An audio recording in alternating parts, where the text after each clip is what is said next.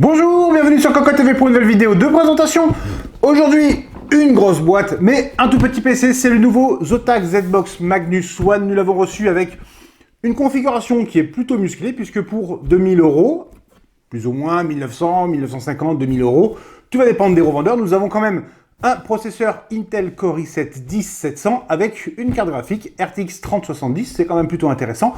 C'est un bare bone, donc forcément on en rajoutera le système d'exploitation, la mémoire et le stockage. Et comme on va le voir, pour le stockage, il y a quand même plutôt beaucoup d'options, tandis que la mémoire sera en DDR4 forcément, au format SODIMM, donc mobile, portable. Bref, la boîte, la voici. Donc on l'a dit, elle est plutôt grosse par rapport à la taille de la machine, c'est normal. À l'intérieur, nous avons le bundle qui est quand même relativement simple, plus des protections en mousse pour le PC. Le bundle, les antennes Wi-Fi, connexion Wi-Fi 6 avec un contrôleur de chez Intel, les différents câbles d'alimentation, ainsi qu'un CD et de la paperasse. Alors on va mettre la boîte de côté délicatement pour une fois, et nous allons passer directement à la machine. La voici. Donc on le voit, c'est pas très gros, par contre, c'est quand même relativement lourd, c'est assez impressionnant.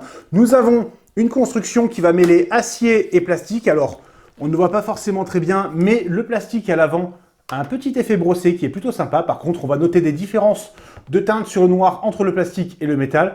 De notre point de vue, ce n'est pas choquant. Juste, on regrettera peut-être le petit bouton ici qui fait quand même un bruit très plastique avec le ressort. C'est un peu dommage. À part ça, il n'y a pas grand-chose à redire. On retrouve le style des dernières ZBox de chez Zotac avec les alvéoles et du mesh derrière. Dessous, 4 gros pieds. À l'arrière, nous avons l'alimentation, les antennes pour le Wi-Fi. Nous avons ici deux vis qui vont bloquer le top, et ensuite les panneaux. À l'avant, nous retrouvons donc le bouton Power, un lecteur de cartes, deux ports USB dont un type C, donc c'est plutôt intéressant. Et bonne surprise, c'est quand même une machine qui est orientée pour le jeu notamment. Il y a donc une prise jack en combo à l'avant, ça faisait un petit moment qu'on n'en avait pas vu sur un mini PC. Pour ouvrir le PC, c'est très simple. Alors, je prends le temps, j'enlève les petites vis. Ce sont les petites vis à main. Ce sont les mêmes vis qu'on trouve sous certains ZBox qui font office de pied. C'est plutôt sympa. On fait attention à ne pas les perdre. Et ensuite, c'est très très simple. C'est marqué ici. Il faut appuyer et tirer. Donc, on appuie, on tire. Et là, nous enlevons le top avec deux ventilateurs slim qui vont extraire l'air chaud. Donc, on le voit, ça rappelle un peu le dernier NUC 9 de chez Intel. La construction à l'intérieur est différente puisque nous n'avons pas de Compute Element, mais une carte mère au format propriétaire avec une alimentation qui semble... Alors, on n'a pas regardé en détail, on n'a pas tout démonté pour l'instant, mais de la TX 12VO avec un connecteur à 10 broches. Bref, nous avons donc le top ici. Pas de fil pour les ventilateurs puisqu'on le voit, nous avons ici un petit système de connecteurs qui va venir taper sur des broches à l'arrière de la carte mère pour alimenter et réguler les ventilateurs. Donc ça, c'est quand même très bien vu. Franchement, il n'y a rien à redire. On met de côté. Ensuite, on tire pour retirer les deux panneaux qui sont à gauche et à droite.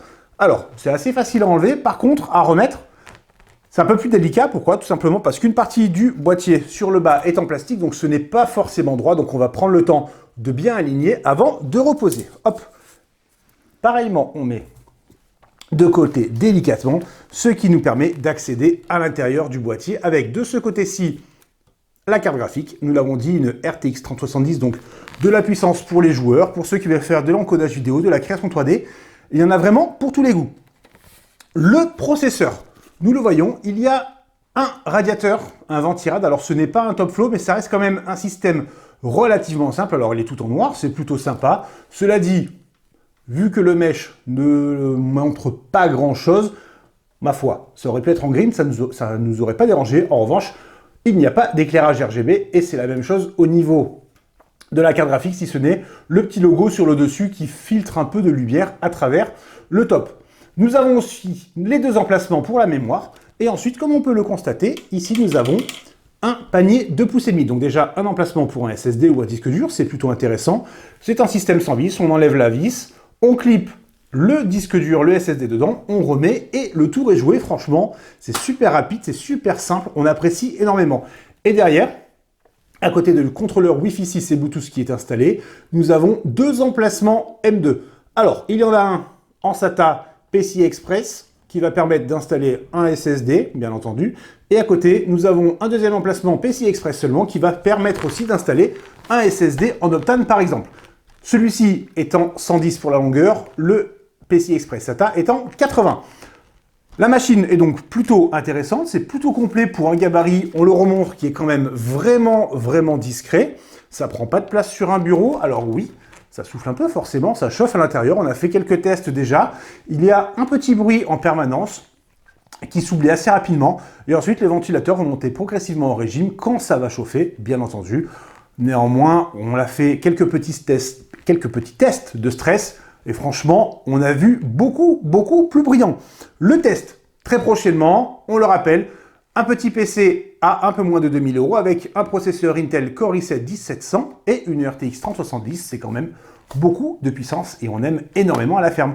C'est tout pour aujourd'hui, on vous souhaite à tous une très bonne journée.